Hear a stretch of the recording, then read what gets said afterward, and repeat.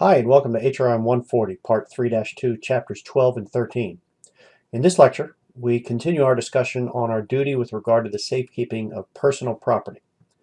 Today, in our competencies, we're going to clarify some distinctions between our duty based on relationships, those of guests and non-guests, and our duty based on the level of control over property. When you think about the size of a hotel property and the number of amenities available to both guests and sometimes non-guests, it quickly becomes apparent that there are huge opportunities for mischief. If hotels were beholden to the common law basis of law, the maxim of infra hospitium, espoused in the English case of Rex v. Ivans way back in the early 19th century, our liability for the consequences of this mischief would be unlimited. Remember that under common law, an innkeeper would be liable as an insurer for the loss of guest property and safety, and that's an unlimited insurability. As we learned in Chapter 10 and 11, and in the illustrative case of Paraskavides versus Four Seasons Washington, there are ways that a hotel can limit this extraordinary liability. We talked about the limitations provided in most states' statutory law and paid specific attention to Chapter 72 of the North Carolina General Statutes. We also touched on the scope of liability based on control over property like mail and cars.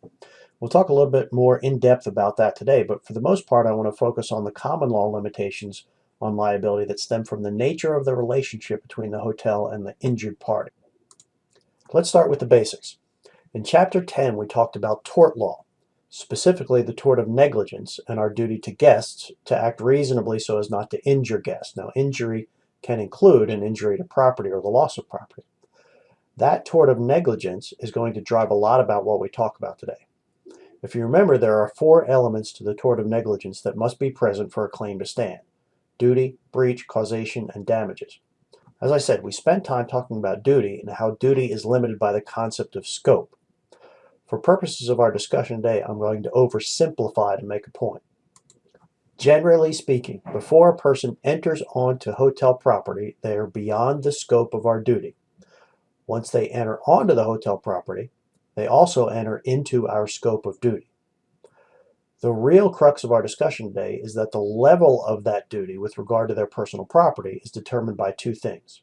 One, the reason they are on the property, and therefore our relationship to that person. And two, our level of control over their personal property. Let's start with the easy stuff. Let's say the person in question has no legitimate reason for being on the property. In other words, they are trespassing. And further, that they lose their tools, which they are planning to use to break into a room while on the hotel property. So in this case, one, the reason is trespassing, and two, we have no control over the property. In this instance, our duty with regard to the property is very low, almost non-existent. Can you imagine someone trying to sue us in court to get their burglary tools back? Okay, let's take a look at another extreme. Let's say that one, the reason the person's on property is because they are a guest of the hotel, and two, they have given us something of value to hold in the hotel safe. In this case, our duty with regard to the property is very high because we have a paying guest and we have willingly taken complete control over the guest's property. Where we run into problems is in the middle of these two extremes. For instance, they could be a guest staying at the hotel or a non-guest on property for a legitimate reason. Say to visit a restaurant or to participate in a convention or even just look around the property in the areas open to the public. In this case, our analysis turns much more on the level of control the hotel has over the property. Some instances where this concept comes into play are hotel safes, valet or self-parking, and which we've talked about before, and things like hat or coat checks, lockers, and storage rooms. Here, we will once again turn to the theory of bailment that we briefly touched on in Part 3-2. Before we do, let's look at the common law rules and then later how they might be modified by court rulings and or statutory limitations.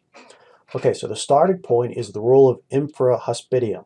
An innkeeper is strictly liable for the loss or damage to a guest property unless the property is lost or destroyed by an act of God, public enemy, and so on. This rule is further defined by later court holdings, which provided that the innkeeper shall be liable for the loss of the guest property, and that shall extend to money, automobile contents, automobiles, any goods carried for a commercial purpose, and so on.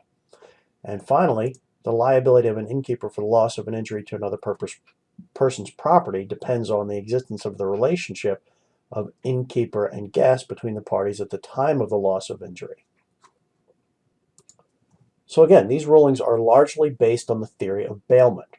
A bailment is an act of delivering goods to a bailee for a particular purpose without transferring ownership. So, for instance, delivering the physical possession of something without actually giving ownership of that thing to the person you're delivering it to. So, for instance, when a guest delivers their car to a valet who takes the keys and parks in an area off limit to guests, they are delivering the car through a bailment. They deliver possession but not ownership. When a guest delivers a hat, a coat, backpack, or something like that to a coat check attendant, and the items are kept in a storage area, that's another instance where we have a bailment, delivering possession but not ownership. The key here is that the risk of loss, or stated another way, the duty to protect the property, passes from the owner to the hotel in these cases. In a bailment situation, the hotel becomes responsible for the loss or damage to the property. Now, as we saw earlier in Part 3-2, there are ways that this risk can be limited. Reference the details of Chapter 72 of the North Carolina General Statutes, which place value limitations on liability for loss, if assuming the hotel complies with the requirements of the statute. Or, as we talked about, posting park at your own risk signs and things like that. In addition, if you have a self-check coat rack, one that's just out in the hallway where people can hang their coats, that may change the level of liability.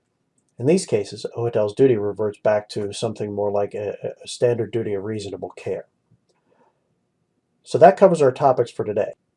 In summary, the responsibility for property is determined by the owner's location, the reason for entering the hotel property, and the level of control the hotel gains over the property. A hotel's liability can be limited by proactive action or by statute. I hope if you have any questions, you won't hesitate to reach out to me. Take care and have a great day.